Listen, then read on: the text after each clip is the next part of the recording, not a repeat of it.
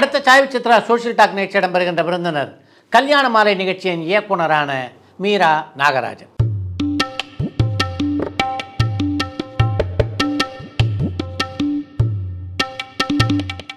கடந்த 25 ஆண்டுகளாக வெற்றி நடை போட்டுக் கொண்டிருக்கின்ற கல்யாண மாலை மேட்ரிமோனி நிறுவனத்தினுடைய செயல் அதிகாரியான மீரா நாகராஜன் தான் ஒவ்வொரு ஞாயிற்றுக்கிழமை என்றும் சன் தொலைக்காட்சியிலே ஒளிபரப்பாகின்ற கல்யாண மாலை நிகழ்ச்சியின் இயக்குனர்.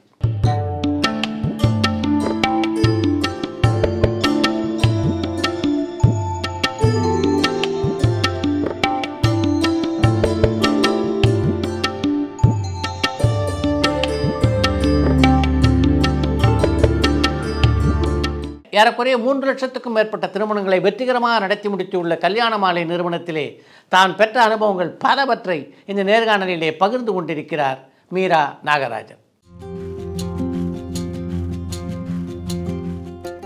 Chai with Chitra, Social Talk.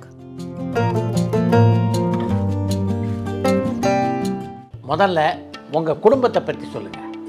நாங்கள் வந்து 4 பசங்க. எங்கள் அம்மாவுக்கு வந்து எங்கள் அம்மா அப்பாவுக்கு நாங்கள் 4 பசங்க. நான் தான் பெரிய பொண்ணு. எனக்கு அப்புறம் 3 தம்பிகள், ஸ்ரீராம், ஸ்ரீதர், ஸ்ரீவத்சன் அப்படின்னு பேர்.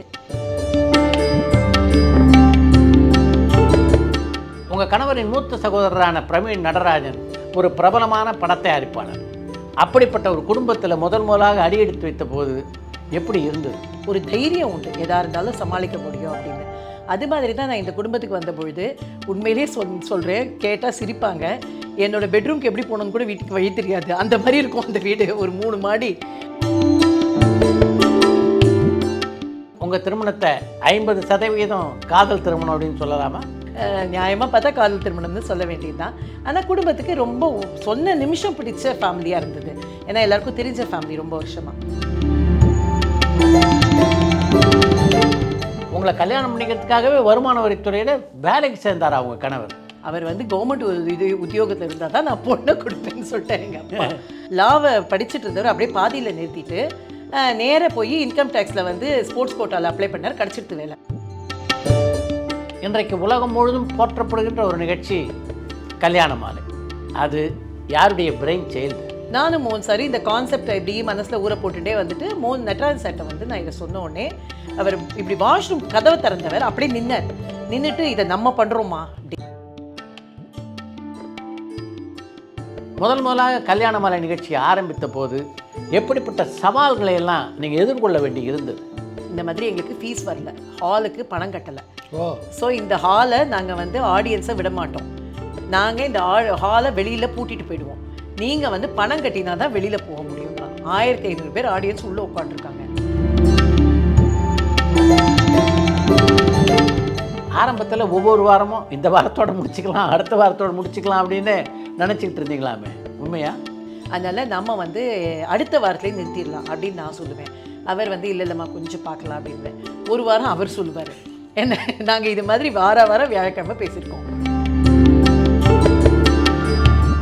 கல்யாண மாலை நிகழ்ச்சி வெற்றி படிக்கட்டுகளில் பயணம் செய்ய ஆரம்பித்தது எந்த காலகட்டத்தில்? 100 எபிசோட் முடிஞ்சால் தான் இவங்க முகங்கள் எல்லாமே நம்ம முழிக்கிறது அப்படிங்கிற மாதிரி ஒரு யோசனை பண்ணியிருந்தோம். அந்த மாதிரி அதை தாண்டி வந்தபொழுது ரொம்ப பெரிய சந்தோஷமாக இருந்தது.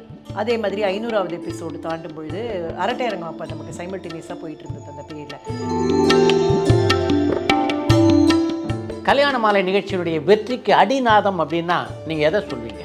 ஸ்மால் ஸ்க்ரீனில் ப்ரொடக்ஷன் பண்ணுறதுக்கு 1000 பேர் இருக்காங்க. ஆனால் இந்த மேட்ரிமோனியை பண்ணுறதுக்கான ஸ்கோப்பு, அதுக்கான ஸ்பேஸு, அதில் ஒரு பெரிய கேப் இருக்குது. அதுதான் நம்மளோடது அப்படின்னு நாங்கள் புரிஞ்சுட்டோம். ஒரு 5-6 எபிசோட்லேயே புரிஞ்சுட்டோம். கல்யாணம் அப்படின்னும் போது வரன்களை பற்றி தப்பாக பதிவு செய்கின்ற பலர் இருக்காங்க. அது போன்ற சந்தர்ப்பங்களில் எப்படி நீங்கள் அவங்கள எல்லாம் வடிகட்டுவீங்க? அவங்களே வந்து ஃபீஸ் கட்டியே இருந்தால் கூட அதை ரீஃபண்ட் பண்ணுற அளவெல்லாம் நம்ம பண்ண முடியும், பண்ணியிருக்கோம். அதெல்லாம் பண்ணி தான் ஆகணும். ஏன்னா நமக்குன்னு ஒரு சமூக பொறுப்பு இருக்குது. ஆனால் வந்து மக்கள்கிட்ட நாங்கள் திரும்ப ரிக்வெஸ்ட் பண்ணுறது என்ன அப்படின்னாக்கா, எல்லா மீடியம் மாதிரி தான் இதுவும்.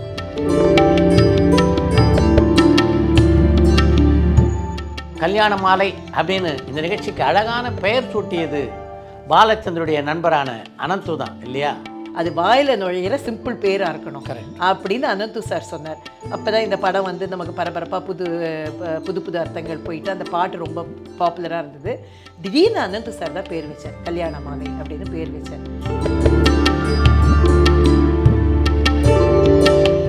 மணமகனை பற்றிய விவரங்களையும் மணமகளை பற்றிய விவரங்களையெல்லாம் உங்களுக்கு அவங்க தரும்போது அதனுடைய உண்மைத்தன்மையை பரிசோதித்து பார்க்குறதுக்கு நீங்கள் என்னெல்லாம் பண்ணுவீங்க?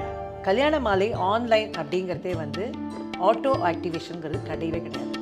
அது மாட்டிலையும் ஆட்டோமேட்டிக்காக ப்ரொஃபைல் வரும், நம்ம ஆக்டிவேட் பண்ணிடுவோங்கிறது கிடையாது. ஃபஸ்ட்டு ஸ்டெப் அதுதான்.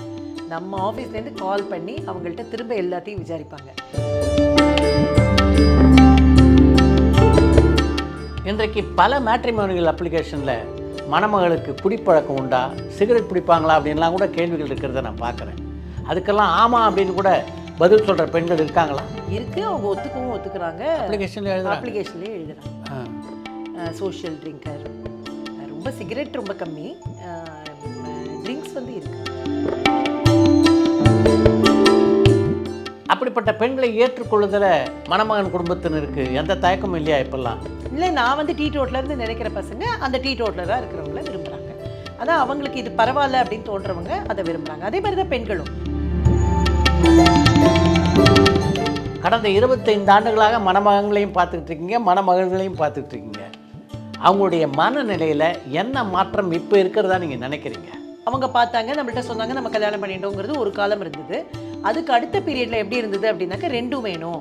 அப்பா அம்மா பார்ப்பாங்க, பிள்ளைகள் வந்து பேசுவாங்க. அது ப்ரையாரிட்டி வந்து அப்பா அம்மாவுக்கு முக்கியமாக இருந்தது. இந்த காலகட்டத்தில் வந்து பிள்ளைகளோட தான் முதல் முக்கியம். பல திருமணங்கள் நிச்சயதார்த்தம் வரைக்கும் போய் அதுக்கு பின்னால் கூட தடைப்பட்டிருக்கு. அது போன்ற அனுபவங்கள்லாம் உங்களுக்கு உண்டா? வரும் சார். அதாவது அவங்கள பார்த்துட்டு அவங்களுக்கு ஒன்று அந்த பொண்ணு திடீர்னு மனசு மாறிடுவாங்க. நான் சொன்ன மாதிரி தான், பெண்களும் பையனும் கடைசி நிமிஷம் வரைக்கும் அவங்களுக்கு வந்து டைலமா இருக்க தான் செய்யறது.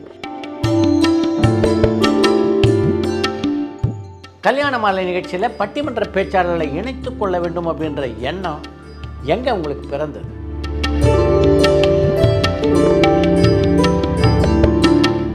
இன்றைக்கு பட்டிமன்ற ராஜாவாக இருக்கின்ற சாலமன் பாப்பையா, சுகி சிவம், பேராசிரியர் ஞான சம்பந்தம், ராஜா, பாரதி பாஸ்கர்னு எல்லாரோடும் உங்களுக்கு நல்ல நெருக்கமான பழக்கம் உண்டு. அவங்களோட பழைய அனுபவத்தை சொல்லுங்கள். அவர் வந்து நம்ம எல்லாருக்கும் கொடுக்குற மரியாதையும் மதிப்பும் நம்ம தட்டி கொடுக்குற விதமும் எனக்கு அவர்கிட்ட ரொம்ப பிடிக்கும். அதே மாதிரி நம்ம அடுத்தது பழகினதுங்கிறது ஞான சம்பந்தம் ஐயா. அவரை முதல்ல நாங்கள் கூப்பிட்டது அப்படிங்கிறது கோயம்புத்தூர் தான். அதாவது சென்னையை விட்டு அடுத்தது வெளியில் போகிறோம், முதல் பட்டிமன்றம் அவரை வச்சு பண்ணணும்னு.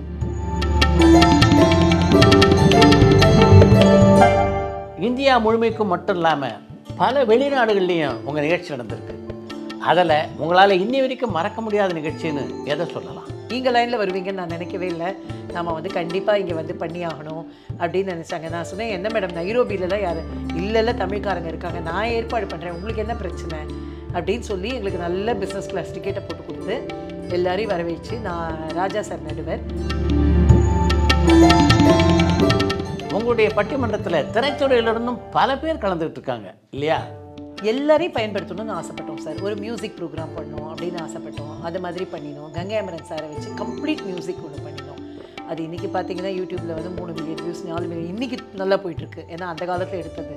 அப்போ வந்து துள்ளல் இசையா மெல்லிசையா, அது துள்ளல் இசையா மெல்லிசையா அப்படின்னு ஒரு ப்ரோக்ராம் போட்டு ஒரு பெண்ணுக்கோ ஆணுக்கோ மறுமணம் செய்து வைக்கிறதுல என்னென்ன பிரச்சனைகள்லாம் நீங்கள் எதிர்கொள்ள வேண்டியிருக்கு? ஜெஸ்டேஷன் பீரியட்னு ஒன்று இருக்கு இல்லையா, ஒரு 2-3 இயர்ஸ். அந்த பீரியடில் தாண்டினா தான் அவங்களால ஜெயிக்க முடியும். அந்த பீரியட் தாண்டாமல் பிரேக் பண்ணுறவங்க இருக்காங்க. ஏன்னா பார்த்தா ஒரு வயசு குழந்தை கையில் இருக்குது. அந்த குழந்தைய வச்சுன்னு அந்த பெண்ணுக்கு கல்யாணம் பண்ணுறது ரொம்ப பெரிய ஸ்ட்ரெயினாக இருக்குது. கடந்த 10 ஆண்டுகளாக பார்த்தீங்கன்னா காதல் திருமணங்கள் பெருமளவு அதிகரிச்சிருக்கு. அதை பற்றி உங்களுடைய பார்வை என்ன? ஆக்சுவலாக வந்து இது வந்து எங்கள்கிட்ட வந்து அந்த கொஸ்டினுக்கு வந்து பதிலே கிடையாது சார். என்ன விஷயம்னா, காதல் திருமணமாக இருந்தால் எங்கள்கிட்ட வரவே வராது. எனக்கு வரப்போகிற கணவன் இப்படித்தான் இருக்கணும் அப்படின்னு பெண்கள் திட்டமிட்டு சொல்கிறாங்களா இப்பெல்லாம்? எதுக்கு அவங்க வேல்யூ கொடுக்குறாங்க அப்படிங்கிறத பற்றி அவங்க வந்து நல்ல டீட்டெயில்டாக பேசுவாங்க. எனக்கு வந்து ரொம்ப ஹானஸ்ட்டாக இருக்கணும், ரொம்ப முக்கியம். இப்போ பெண்கள் வந்து ரொம்ப யோசிக்கிறது வந்து ஹானஸ்ட்டாக இருக்கணும். அவனுக்கு ஏதாவது பிரச்சனைகள்லாம் இருந்ததுன்னா கூட என்கிட்ட சொல்லணும் முன்னாடி. ஹானஸ்டி. அப்புறம் கல்யாணத்துக்கு அப்புறம் ரொம்ப ரொம்ப சின்சியராக இருக்கணும்.